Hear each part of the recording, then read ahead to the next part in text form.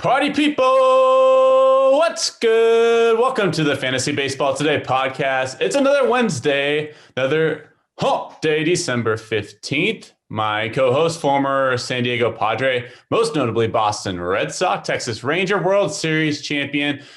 I'm already out of breath. Will, you got quite the resume, my friend. Will Middlebrooks. You play for a lot when you play for a lot of teams and you have to repeat it every week. Yes, you're gonna. People didn't want me, so okay, I ended up in like a lot of different places. So thanks for reminding me. Yeah, so it's not good to have a long resume. Oh, it's not. You don't want to be like a Jeter or Mariano, where you're just like in one spot. Dustin Pedroia, Well, we're seeing guys finding new spots. Hot stove's picking up. I wouldn't say it's on fire, but it's you like you're starting to cook some soup. Like it's taken a while for it to get boiling, but you're starting to see some bubbles. It's warming. Yeah. Hunter Renfroe signed with the Boston Red Sox. DJ LeMahieu and the Yankees, they're about $25 million away in their contract talks. Are the Yankees going to let $25 million get in the way of signing DJ LeMahieu? We'll have to wait to see. And then most notably, not exactly breaking news, but it was this last weekend, the New York Mets bringing in James McCann on a 4-year, $40 million deal. And I have thoughts on this, but I want you to go first. I'll kind of leave it to you. And I want to know what you think about this James McCann deal headed to Queens. My initial reaction was, all right, I'm looking at his stat line, 249 career hitter. There's a little bit of thump in there, but nothing that like really stands out. Right. As a catcher, not the end of the world. He's known as a great catcher, great communicator, great game caller and manager. So that plays, but 4 at 40, correct? 4 at 40. Is that the number? Yeah. I want to make sure I got it right. That's a lot of money for a catcher that doesn't hit 250. But the more I dug into it, I think he's continually getting better. I think he's going to play into that contract. And I think by the third, fourth year, we think maybe he's underpaid. I think he's worth it. I think he's going to be a really good attribute to that team with that pitching staff that we know is going to be really good if healthy. And they're still going after Bauer, so they could get even better. So I'm a little indifferent on this. I think I don't have a problem with the signing. I think James McCann is a good player. However, in this day and age, you do not need a good hitting catcher. Fair. So just looking back at my notes here, last year, the Rays-Dodgers World Series, the Rays had Mike Zunino. Not a great hitter. Really good catcher, though, behind the dish. Dodgers, they platooned a little bit with Will Smith, Austin Barnes. And then we'll keep going back. Kurt Suzuki and Yan Gomes platoon for the Nationals. 2018, Sandy Leon, Christian Vasquez with the Red Sox. You have to go back to the early 2010s with San Francisco Giants. The last time you saw a catcher, that a team rely on a catcher to beat the meat of that lineup, it was the San Francisco Giants. And before that, it was like Mike Piazza, early 2000s with the Mets. And even before that, it was Gary Carter with the Mets in 1986. That was really the last time a World Series team relied on a catcher to be the meat of their lineup. So to me, it's not anything about James McCann. He's a good player. I just think he's an extremely unnecessary one for a National League team. I've said this for years with Gary Sanchez with the Yankees. I'd much rather have Kyle Higashioka behind the dish on an everyday basis, Gary Sanchez, because as much as a good hitting catcher, as nice of a luxury as it is, it's unnecessary in this day and age. When you have a lineup like the Yankees do, I could be their catcher as long as I can receive still a few strikes and put the right fingers down. You don't have to hit when you got Judge, LeMahieu, Stanton, Voit, like these guys. They carry the load. So, yeah, I get it. James McCann, I think he's a good player, but I just don't think he's necessary. That's what it comes down to me. So we'll transition to this. We're going to be talking about a lot of fluke/fact guys today. So that's where we're going with this segment today. And most importantly, we're going to have Justin Upton on the show, who you can make the case that last year he did struggle. It goes without saying he had a struggle of a 2020 season. You can make the case that it was either a fluke or a fact. So he kind of fits into the show. Justin Upton, longtime MLB veteran, outfielder for the Los Angeles Angels. We're going to talk a little Mike Trout with him, of course, because Mike Trout, maybe a little Shohei Ohtani as well. I mean, that team's absolutely stacked. But let's get into this first, fact or fluke. So we're going to be talking about certain players that stars that struggled, guys like Javi Baez. And then we're also going to talk about guys who kind of came out of nowhere and broke out. Guys like Will Myers, just to kind of give you a little foreshadowing for what we're going to expect. So we'll start with, of course, we always start with Will Middlebrooks because he's got the ring. And don't. So we always start with Will. First and foremost, let's start with Chris Bryant, a guy that really struggled in 2020. And he was an MVP candidate just a few seasons ago. Not so much last season. And the Cubs are in this transition period. They had a new manager last year with David Ross. They have a new president of baseball operations after Theo Epstein is now gone. So they're in a state of transition with Chicago. And Kyle Schwarber's gone. It's a new era in Chicago. Do you think it was fact or fluke that Chris Bryant had a struggling 2020 season? Yeah, it's got to be fluke because this kid's too good. We've seen it for a few years now. How the caliber he is as a player, not only offensively, which I know as fantasy owners, offensive numbers are what's important, but he's a really good defender as well. I feel like he's a plus defender wherever they stick him. You can put him at first, third, left field. He's kind of a Swiss Army knife, which is really good for a team to have, especially in the National League if there is no DH, which we still don't know if that's going to happen or not. We're never going to know. I think what comes down with Chris Bryant, what it comes down to is I've talked to a few guys in that organization who I'm close with. And the thing with Chris Bryant is it's his confidence. He's not the swaggy Javi Baez, Anthony Rizzo. He's not Contreras. He's not going to outwardly show it. He needs to be pumped up sometimes. He needs to be reminded how good of a player he is. He doesn't have it in himself to just know it all the time. I think he needs to be reminded of how good he is. So in a year like last year, it started bad. He had the injuries. He had the hit by pitches. He had the elbow, the wrist, the finger. Then he ended with the oblique at the end of the year. He only played 34 games. So for a guy like Chris Bryant, he has to be on the field. He needs to be out there every day. He needs to, let that confidence snowball because it can just as fast go the opposite direction, which we saw with him last year. It's not a mechanical thing.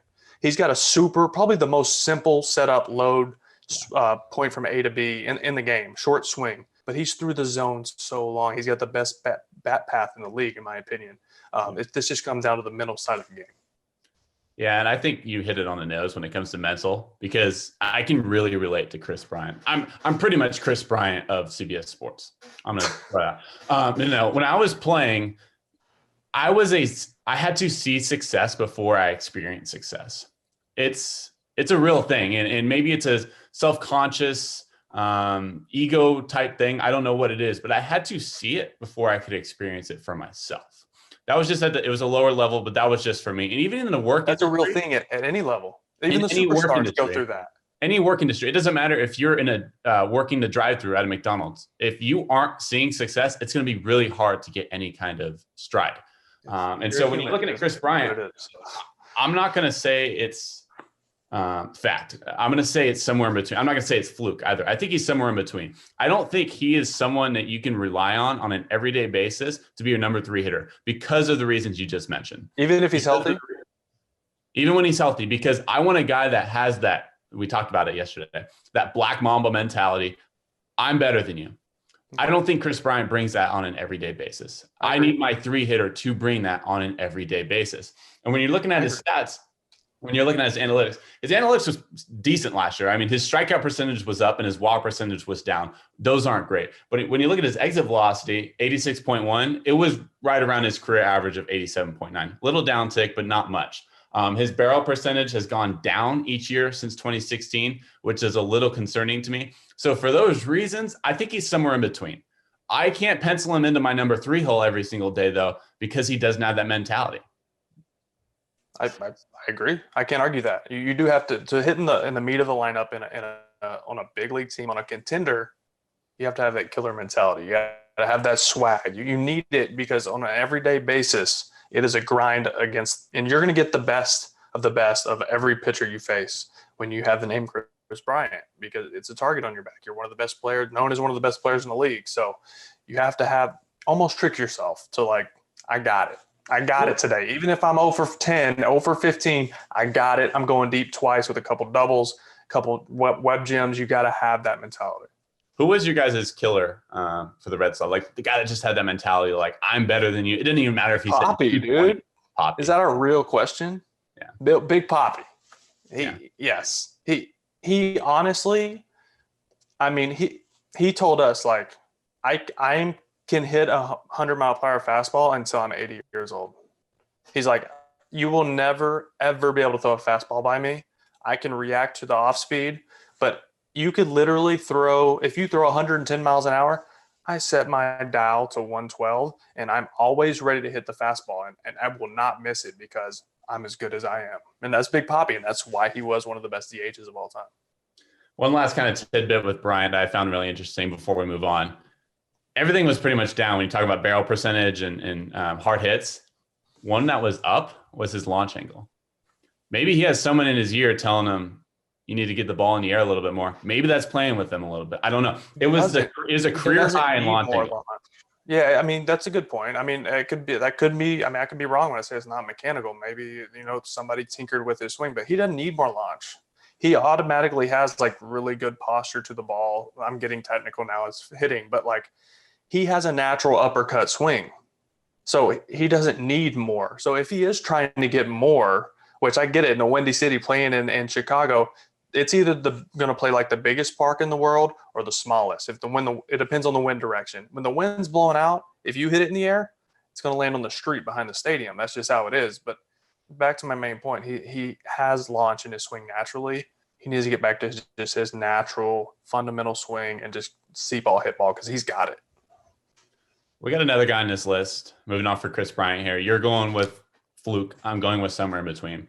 Moving on, Christian Yelich, another guy that was really surprising, coming off that knee injury that he had in 2019. He was probably in line to win MVP if he hadn't got injured. Cody Bellinger ended up taking that reign in 2019.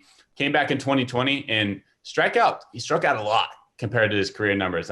He hit 205, which is a career low. It still had 12 homers, 22 RBIs. But he struck out a lot. He also walked a whole lot more too. So I'll get my thoughts. I think this is the ultimate fluke of a season for an MVP type caliber player, but go ahead. No, I totally agree. I think this is, so one of the best things about baseball players is how routine oriented they are, but it's also one of the worst things, because when you have a season like last year with COVID, there is no normalcy. There's no routine. Your routine that you've had your entire career is out the window. You can only be on the field at a certain amount of time. You can only be at the stadium for a certain amount of time. These guys are used to coming in at noon, getting cage work in, doing video, doing more field work. I think he was taken out of his routine. I honestly do, because we know how good he is. We know how good his swing is. It's not mechanical. I watched his swing during the season doing hits for CBS Sports HQ. And it's not his swing. It's not his mechanics. So to me, it's just like Bryant. It's a mental thing. And I think it goes back to his routine and how everything was just tossed out the window for last season. He didn't have his normal preparation. We talked about it. We've talked about it in the past. How they took the video out. Like maybe he's a video guy. Maybe he likes to go watch his at-bats in between at-bats, and now he can't do that anymore. Or maybe it's just he doesn't have enough time to get all the work in he needs, and it just throws him off. I know it. When I played, if we were about to go out for BP and we're about to do our thing, and then it would rain, we wouldn't get to take BP, and everything was in the cages last second, it threw me off because I had a normal routine. Creatures of habit. They're still professionals, and they're still required to adapt and make it work, but some guys handled it better. We saw a lot of good players have down years. I think that played into it. I agree with you wholeheartedly. I think you actually went even too far. When you look at his numbers, so okay, put on your boomer hat, because I know it's right next to you. You always keep it handy, your boomer hat. Go back to like 1950, okay, and we look at Yelich's numbers. He hit 205 last year. Boomers would be like, oh, what an atrocious season. This kid's terrible. Why did we give him so much money? He had the highest exit velocity of his career last year. Right. He had the highest hard hit percentage of his career last year. The highest walk percentage of his career last year. This guy was he was an MVP. I would say 2 straight seasons. I'd still think. Tell me it's the batting average balls in play. Is that it? Thank you. That's where I was getting to. He had the lowest batting average. You just set me up. That was a great alley-oop by you. Lowest batting average on ball in play last year of his career. He was a perfect example of just a guy who just got unlucky, a guy who hit more hard balls last year than almost anybody in the big leagues, yet he had one of the lowest batting averages in the big leagues. That is a case of a subject of consequence. That's all he was last year. And he still hit the long ball. He did strike out a little bit more last year. I'll say that. But his chase percentage, career low. He's seeing the ball like a beach ball, yet he just wasn't getting the results. Yeah, well, that's as a hitter, that's almost more frustrating than when you're just going bad. When you're like they're throwing golf balls at you at 200 miles an hour, which it felt like for probably half my career. Okay, but would you rather go 0 for 4 with 4 lineouts or 3 for 4 with 3 Texas leaguers? In the show? The show, I want 3 knocks because I want to get paid. Yeah. You gotta be on base to win, right? Yeah. So my lineouts, it's like you come in the dugout and everybody's like, "Good swing, man." And you're like, "Shut up." Yeah. Good swing. I'm out. I can't help us win. No. Yeah, it was a good swing, but shut up. Don't tell me that. I think batting average and balls in play too. I take into account that at the same time. I think some players are just really good at finding holes. I think some players are. I mean, there's not many like bat handlers anymore, unless you're looking at like Fletcher of the A's or like. Fair. LeMahieu's a guy who's got pop who can do it, but there's not many like bat to ball contact guys are up there trying to poke things through the 4-hole or just find the hole. Guys are trying to slug now because that's where the money's at and that's when they're getting paid. So moving on to a couple guys who broke out. I'm not going to say out of nowhere. They've had a little bit of success before, but really broke out, put themselves on a whole new level was Wil Myers and Luke Voit. And for those listening right now through the earphones, we're going to have Justin Upton coming up soon, just a few minutes away from Justin Upton, longtime Los Angeles Angel, Arizona Diamondback. He will be joining us. But first, Wil Myers, a guy that has been an all-star before, but last year found himself in the middle of the Padres lineup that was just crushing anything that was out there on that mound. He hit 288. 15 homers, 40 ribby, hit a career high in barrel percentage, exit velo. Are you considering this season a fact or a fluke of a year? I'm considering it a fact because I've seen it in person. I played with him in San Diego. I played against him when he was first getting to the big leagues, when he was in Tampa. And a really cool story about just how talented he is. He was out for early work. I want to say it was in 2013. So I think that was his rookie year, I believe. And he was out taking early work at like 2 o'clock, 1:30, 2 o'clock. He was hitting off a tee at home plate in the trop where the ball really doesn't fly to center field. And there's the center field fence and there's a wall and then like a roof on top of like a little building back behind center field. Yep. And he was hitting, I literally watched with my own eyes. I'm not making this up. 10 balls in a row, dead center, out to center field. Homers off the tee, bro. Like it was hard to do that in BP. So like, from that point on, I was a Wil Myers fan. I'm like, wow, that's some of the most raw pop I've ever seen. That's up there with like Giancarlo and those guys. But then I got a chance to play with him, and I realized another reason he's so good is how simple he is. He doesn't overthink things. He's so simple, just literally see ball, hit ball. He's got his little routine that's super simple as well in the cage. He does his tee, he does his flips. He'll take like 20 swings in the cage and then he's ready to go rock and roll. He literally goes in the cage just to get loose. Meanwhile, I'm in there like working my back hip, like where I'm taping, where I'm stepping. So I step in the same, it's like I had to do that to compete. He didn't have to. He just naturally had it.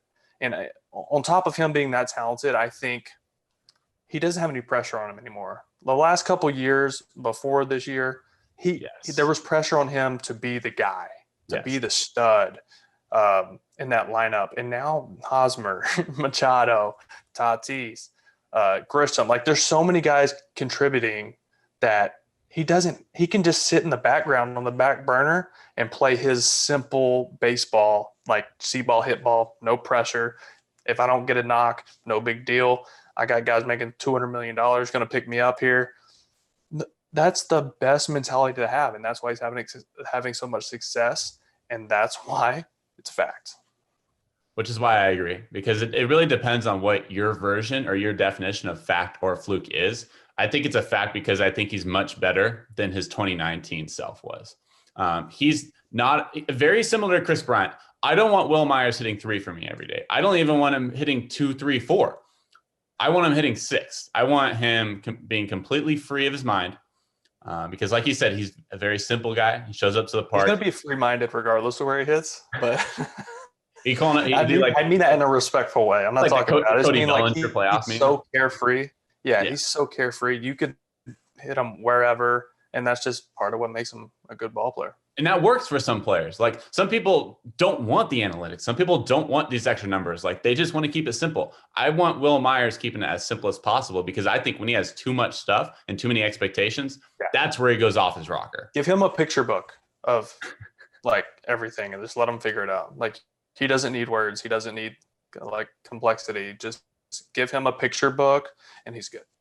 Instead of a scouting report, it's just like a cartoon of like Clayton Kershaw. No, it's like the pages you like go through on the side and you see the picture happening when you like fray the pages on the side. Oh yeah. We had those. I'm a lot older than you, so we had those growing up. Yeah. Oh, okay. You had iPads. I was picturing more like a pop-up book. But the last guy we have on our list, Justin Upton's going to be coming up soon on the Fantasy Baseball Today podcast. But first, Luke Voit, New York Yankee. Led the American League last year, led the majors in home runs with 22 homers, 52 ribbies. And that's despite having a career low 268 batting average on ball and play. He's really been the guy that, as all these other guys have gone down, Judge, Giancarlo, even LeMahieu was hurt a little bit last year. He's healthy, and he's always going to be in the lineup, and he's always going to hit. Big, bulky dude, raw power. Yeah, and he lost like 20 pounds coming into last season. People were wondering, is he going to lose some juice? And hit 22, and I mean, that short of a season, that abbreviated of a season, that's insane. 52 stakes, 52 RBIs. And I mean, honestly, I was kind of like in the middle on this one. Was it a fluke? Was it a fact? I'm going to go with fact just because of the players that are around him. Yeah. All right. Let me explain this. It's not because of a hitting coach. Hitting coaches in the big leagues are very important as far as like scouting reports and being there for whatever you need. But hitting coaches aren't what you think they are in the big leagues. They're not going to come tap you on the shoulder and say, hey, bud, I didn't like where your hands were. Let's work on that. I didn't like your stride there. Let's change it. Only if you go to them will they break down your mechanics because it's the big leagues and you have to be your best coach. All right. Now let's look who's in that lineup with him. Some of the best hitters in the game. LeMahieu, there's your contact, bats a ball, just really pure hitter. Aaron Judge, Stanton. Well, sometimes if they ate a bowl of Wheaties and actually didn't pull a hammy that day. True, but they're still very good hitters. Yeah. And they've been good hitters for a while. Stanton's, yes, he's been hurt a lot. Yes, Judge has been hurt a lot, but they're still elite hitters. Whatever strikeout rate, whatever you want to throw out there, they're still elite power hitters in baseball. Luke Voit is a power hitter. He has a lot to learn from those guys, and he is learning, whether it's cage routine, BP routine, video routine, whatever it may be, he's learning and he's soaking it in, and you see him getting better and better and better. Even as the season went on last year, he's still barreling balls nonstop. All right, so that just tells me he's opening his eyes and his ears, and he's using his resources that are around him in that lineup. So he had a career year last year. Barrel percentage, that's despite his barrel percentage and hard hit percentage both down. That kind of shows you what he's capable of. And I'm going to go in. I wish we had one of those like air horns, like air horn, like super number crunch, awesome stat for you, because I have one for you. So since he got traded to New York in 2018, is middle of the year, he has 57 dingers. And we talked about the injury concerns with Judge and Giancarlo. Judge and Giancarlo since that date have a combined 58 homers. So Luke Voit has one less homer than Judge and Giancarlo since that trade. He's on the field. He stays healthy. Field. So that's the best thing you can bring to a table is being healthy. Yeah, especially if you got a lot of pop. Because if you're on the field for, let's say, a regular 162 game season, if you're on the field for 140 games with his type pop, you're going to run into 30 in 90. In that ballpark, oh my gosh. Right. The pop he's got backside, just touch it. Just touch it, you know? And I love that he was able to cut weight and remain strong and powerful. And cutting that weight is going to take a lot of stress off the knees, hips, ankles, and he's going to continue to stay in the lineup and not have those nagging injuries that a lot of players have. So you're fact, Luke Voit. I'm fact. He's a real deal. I share that same sentiment. He's a fact. Are the Los Angeles Angels true playoff contenders? We've been asking this for years. We will have Justin Upton up next to tell us why he believes the Angels are set up for some success in 2021. And we back again, as Nicki Minaj might say. Fantasy Baseball Today podcast. Don't be shaking your head at me, Will, because we got a great guest who is also back. Maybe not again, but he's with us. Justin Upton, the 4-time All-Star, 3-time Silver Slugger, 14-year MLB veteran. Going to be heading into his 15th season. And it's going to be with the Los Angeles Angels, of course. Justin Upton, thank you so much for joining us. No problem, fellas. Glad to be here. I want to ask you this because I was looking at your Instagram. I was stalking you a little bit, low-key. You're a big-time Frozen fan, right? I'm not sure if it's by choice. It's more forced, but I have seen both multiple times. And I can pretty much recite every song, so I guess you could call me a fan. Did you have 2 kids? 2 little girls. Yeah, Trust 2 me, kids. I get it. Like, that's just how it goes. You got to watch kids' movies. So Yeah. Let's get into some baseball. So, like, my first question, and this is something that a lot of people want to know. I think this would be really cool. What's it like to play with Mike Trout? I'm just going to throw that out there. I'm sure you never have to answer this question, but I mean, never. This is the first time I've ever heard it. Being honest with you, man, like it's you get used to it, but when you first start playing with him, like it's kind of laughable. It's like just watching his work and then watching him going out into the game, and it's just it's a different level. I mean, it's hard to explain. It's like I think he's one of the few guys in the league that even when he's struggling, right. I'll put that in quotes, like pitchers are scared to death, dude. And even when he's feeling bad, at any point he can pop you. So it's like, you always have to be on your toes facing him. And, you can just feel it. You can feel it as his at-bats go on. You can feel that, it's something big's about to happen. I remember even playing like third base against him. And he's just, when he comes to the plate, and that's nothing against you or any of your other teammates, but like when he comes to the plate, there's just a little more buzz in the stadium. I'm thinking, here's something coming at me. I mean, you guys are going to hit the ball just as hard, but it's just something about, it's like when you face we talked on last week's show about facing Mariano. Like there's just something about the name that comes with the player that creates a buzz, and you think differently about him. Is he a guy that obviously he's just naturally blessed? We know that. But the way he goes about his work, is he one of those that's a cage rat, workouts all the time? Like, is he one of those guys, or is he just naturally roll out of bed and hit?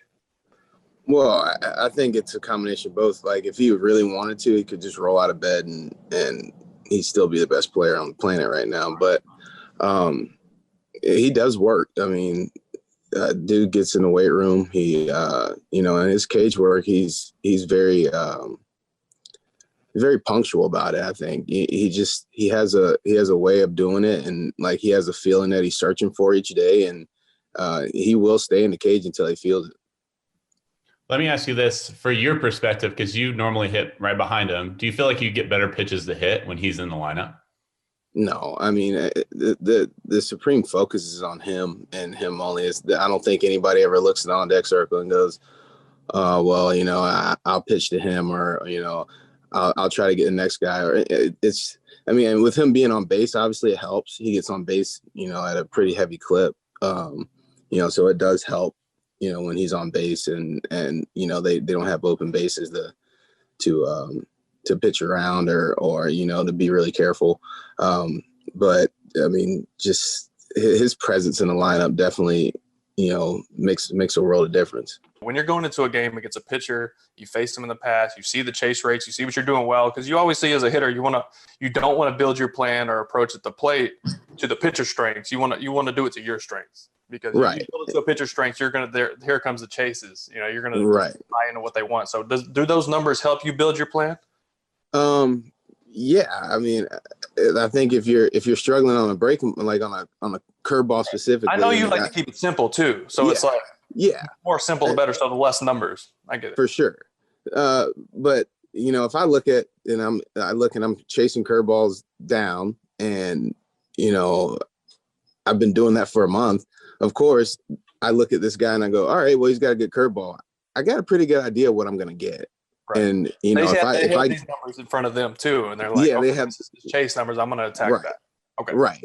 So, I mean, you definitely have to be prepared for it and know what you're going to get, but things could change at the plate. There's times where you get a full scout report. All right, this guy doesn't throw, he doesn't pitch in, right? He doesn't pitch in very often. And then you're batting in the middle of the lineup and you get 3 pitches in. Like, it's like little stuff like that. You just have to really, take with a grain of salt, because it changes throughout the game. It's a constant cat and mouse. They're like, this is what my scouting report says. This is what they're looking at. So here's the meat of their lineup. I'm going to try to go against that a little bit, even though that might be not his strength. That may be the way he thinks he can beat the meat of a lineup. Right. Or he has to, or he knows he has to show it. Right. If he doesn't show it, he's going to get killed. Exactly. There's so much that goes into it, dude. And like, you don't know what that guy's going to do. You just try to get the best idea of what he's going to do and go with it. We give him too much credit too. These pitchers, we have this perfect, okay, he's going to make this pitch. He might be trying, but he also might throw a 5-seamer right down the middle. Can we please get a pitcher on this show so we can absolutely not. Pitcher? Man, I feel like I come on this show and it's just shit on pitching every single time.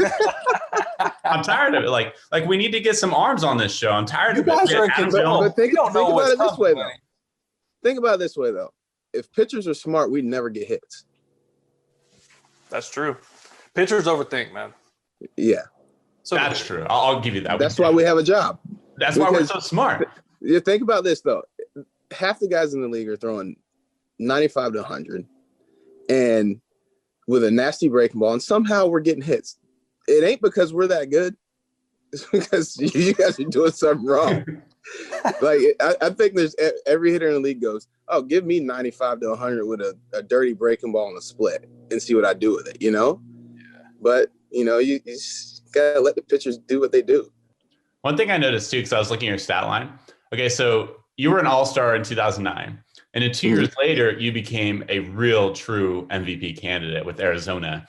And one thing that really stuck out to me is each year you typically got hit by a pitch 5-6 times. That 1 year in 2011, you get hit 19 times. 19 times, yeah. Were these pitchers just okay, I'm not going to let this Upton kid come in here and just take over the league. I'm just going to crowd him in there. I'm going to crowd him. I'm going to throw fastballs inner half. Did you feel that? I didn't want you to get extended. I think early in my career, it was, let's see if he can hit the ball the other way, and let's see if he can stay on the slider. And I got a ton of sliders down the way. I had to learn how to hit that, and I was hammering the heater. So I think the only thing they were like, all right, well, we're gonna figure out whether he can turn on the ball now. And it was just I got pounded in a ton. Everybody wanted to really come in hard and still try to expose the soft away, and I just got hit a lot. And also my hitting coach was Don Baylor, who was the king of getting hit by pitches. So he was like, don't bail, make sure you stay on what you wanted to stay on. And it worked. I had good years when he was my hitting coach. Yeah, they haven't hit you since. You had those 19 hit by pitches, and then after that, it was 5 hit by pitches the next season, 5 the next. They aren't messing with you after that. I think I learned how to get out of the way of it, to be honest with you. Well, you were getting on first, and all of a sudden it was a double because you were still in bags too. But, I was running a little bit more then too. I think they're. Coach, I want to hear about Mr. Madden. This guy's the mad scientist of baseball. Obviously, what he did in Chicago, and then what he's brought to you guys. I've never played for him. I've only played against him, and he always seems like the most interesting man alive. And I just always want to sit in a room and just pick his brain. So, what's he like as a manager? I'd say he's different than anybody I've ever played for sure. He's super laid back. He lets the players do what they do. It's different than some coaches like to kind of put their hand in every jar. He really trusts his coaching staff. He allows them to do what they're there for. And, you know, it brings a looseness and a philosophy that you don't see everywhere. He wants to see each team to create their own identity. He talks a lot about creating your identity, and he's on board with that. Whatever personnel you have, he's very good at, you know, just kind of meshing that personnel and creating a personality for each team. I think, you know, some coaches come in and try to, you know, impose their will and what they want their team to be. But he's different in the fact that, you know, we had a full meeting talking about what we wanted our identity to be. And he allowed us to talk instead of him trying to impose his will, which was different than I've ever seen. And he allowed us to be us. And I think that was very important for us to see as a team. So we'll get into some rapid fire questions here pretty quick, but I have one more before we, you know, kick it into second gear. Do you guys think, I mean, it's still early in free agency and there's still a lot of dominoes left to fall. Do you guys think you have enough right now to be a playoff contender? We were very good offensively last year. You know, our pitchers were kind of, they pitched well at times. And we just, as an offense, we never clicked when our pitching was pitching. Like, as a whole unit, we just never clicked. I think if we were clicking on all cylinders, for sure, we could make our way there. So at the end of the day, man, that's what baseball's all about. I mean, the teams that win are the teams that play well as a unit for large portions of the season. We just never all got on the same page, but our team's very talented. And at the end of the day, we just have to play better as a unit. Before these rapid fire, I have to ask, is Ohtani like just that special? He's the most talented baseball player I've ever seen. And that's because he can do everything. Right. Like, Mike Trout can't pitch. Mookie Betts can't pitch. I mean, Mookie might be able to pitch. I don't know. But, like, there's guys that, like, there's really good baseball players at what they do, but there's nobody who does everything. He's the fastest guy on our team. He's got the most pop on our team, and he throws the hardest on our team. Like, probably he's one of the harder throwers in the league. He's a baseball unicorn, is what he is. Yeah, like there's not anybody else that can do what he does. Like, if he was in the home run derby right now, I'm picking him to win. Do you think he'd be better if he specialized, if he just stuck to hitting or just stuck to pitching? What do you think he'd be better at? In today's game, I mean, I know in today's game, there's a reason that he's a two-way player. There's he can do both. Like, if you wanted to tell him, go play right field and hit, he would be an all-star hitter, and he's gonna be in the like, if he has enough time out there, he's gonna be in the conversation for like a Gold Glove, or just because he's gonna have a bazooka. He can run as fast as anyone in the league. So he's like, it's just a matter of learning to defend. Yeah. And then you put him on the mound. For him, really, at this point. Like, I think at some point he may have to choose, but you know, if you put him on the mound fully healthy, everybody saw it. Like, it's 100 with a filthy split and a slider. Like, when he's healthy, so like, you can't tell a guy like that to choose.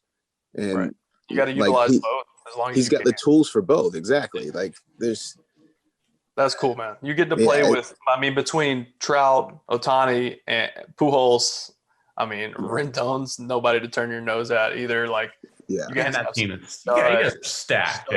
Absolutely stacked.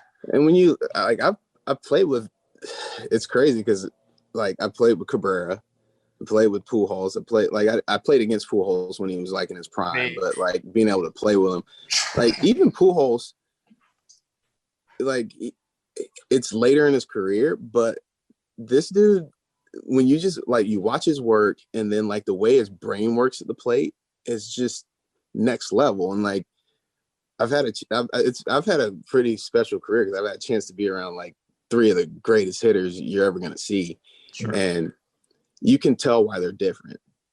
And as far as pure hitter, like I have trouble like Miggy Albert. I mean, obviously Trouty's got years and years to go, and he'll probably be up there in that conversation. But like, just as far as the way the brains work, it's next level. For sure. That's good stuff. All right, we're gonna finish this on a quick rapid fire. Just a few questions. Let the fans get to know you a little bit. So we'll start it off. What's your favorite vacation spot? Cabo. I knew you were gonna say that. Yeah. All right, favorite road city and stadium. They can be two different ones, but two different ones. Favorite road city, I'll have to say Chicago. great city. Favorite stadium to play in is a little bit weird and off the radar. But Minnesota, love Minnesota Stadium. Just, it's in downtown. It's, the backdrop, the stadium itself, great. It's new. Yeah, totally. All right. So if you were going to cook me something, if you're going to cook me dinner right now, what would it be? Ooh, I'm probably going to go with some beef short ribs on the smoker. Okay. Some creamy polenta, probably with some Parmesan. You're getting fancy on me, Justin. Yeah. And then I need better friends. We're gonna go with some Brussels sprouts with a little bit of bacon in them. Oof. All right. Yeah. I'll be hopping on that flight here soon. Let's see. What's your favorite walkout you've ever had? Walkout song. Favorite walkout song I've had.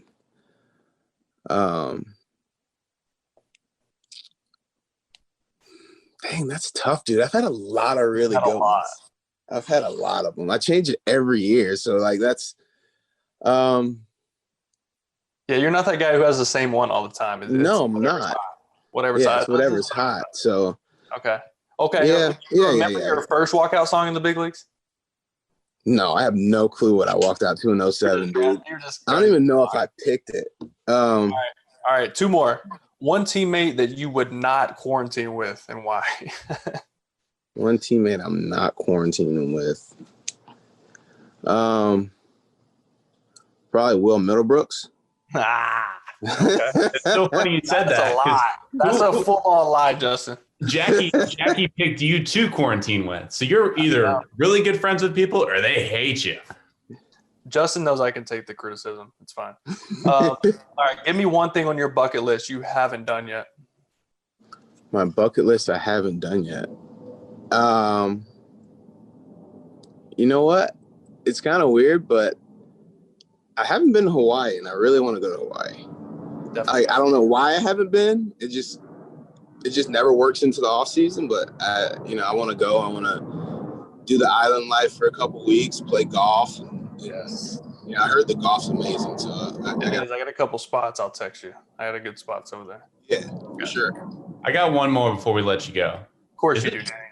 I want to continue this conversation for like 2 more hours. This has been great stuff, but is it true you played on the same U team as Mark Reynolds, Ryan Zimmerman, David Wright, and your brother, Melvin?